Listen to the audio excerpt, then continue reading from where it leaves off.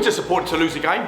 First and foremost, must congratulate Dunstable for winning and progressing to the next round of the Bed Senior Cup. In the grand scheme of things, it's not a disaster getting beat in the competition, but we want to win. I never go into any game with the thought of, well, let's just get eliminated. And I think if anybody was there who was watching the game on Tuesday, when we've got about 11 players in their box, with the last couple of minutes, I think they'll know that we were trying to genuinely get back into the game. And I think when I look at the flow of the game, Stotfold obviously dominated large parts of possession.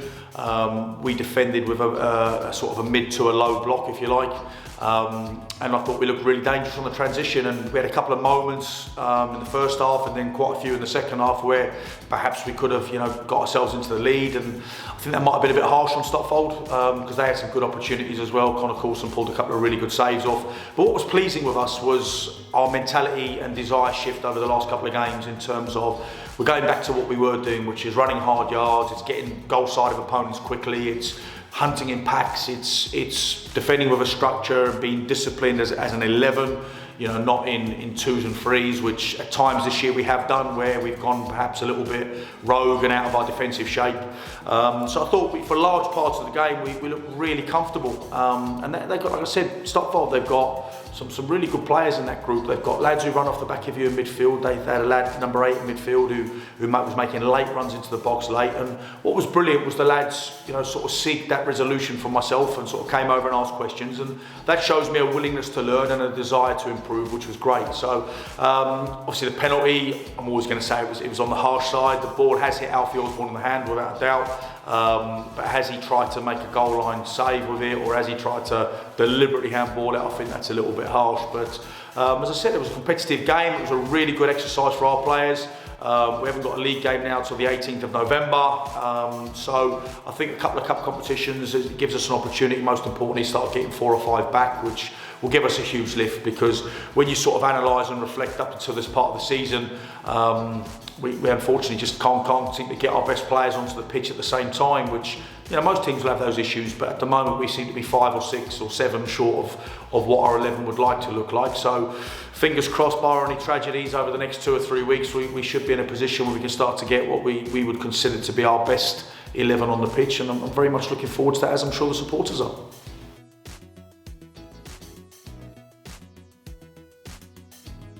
So we had Ethan Creary do the extended part of the warm-up on Tuesday night, which was great to get him back in. So he's not had any adverse reaction from that yet, which hopefully stays the same. So we're hopeful we'll be able to get him involved in time for Baldock.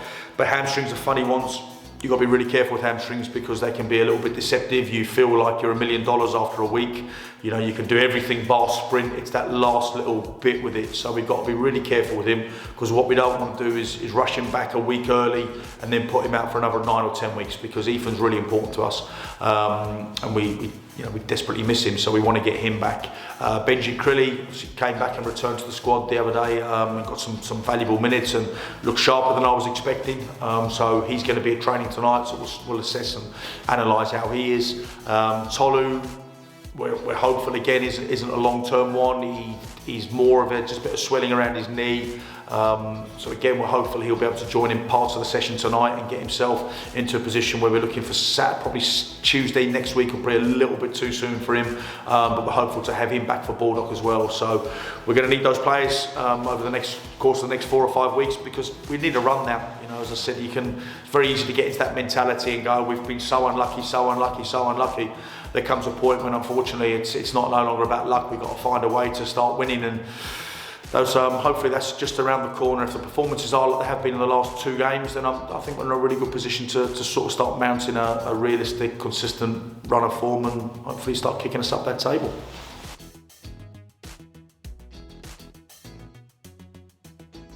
Yeah, so we play Sawbridgeworth again, this time at home.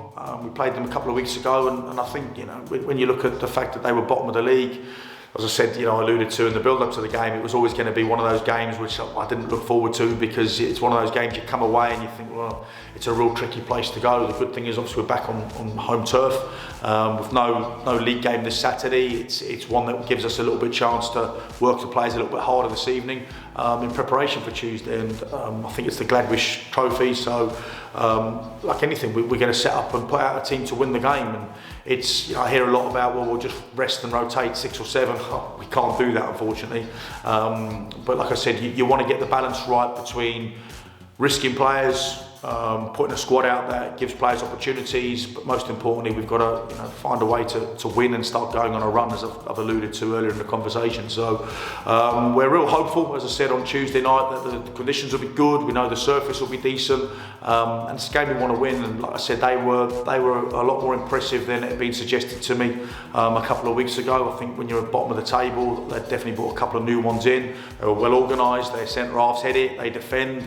To be honest with you, we had to show some real guts and resilience to get ourselves back into it at 2-2. So we're expecting another tough one here on Tuesday. But like I've said, you know, time and time again in the 2.5 years I've been here, there is no gimmies at this level. There is none. It's who makes the least mistakes on the day. But like I said, we need to make sure we replicate the performance levels from the last 2 games.